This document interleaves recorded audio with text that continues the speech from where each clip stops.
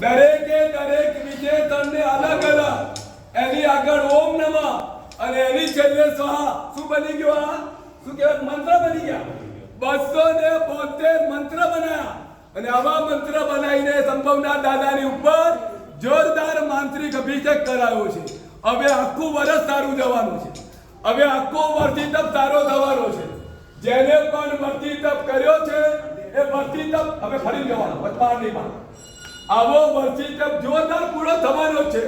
વર્તી તપ જેને કર્યો એ અહીંયા હાજર જોઈએ પાછા હો. ઘરે બેઠો તો વર્તી તપ પૂરો નહીં થાય.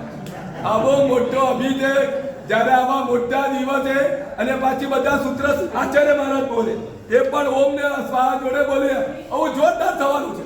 આખું વર્ષ સંઘનો અભ્યુદય થવાનો છે. આ વખતે આ વર્ષમાં આ સંઘના જે કામ નહીં થયા હોય એ બધા કામ પૂરા થવાના ને થવાના.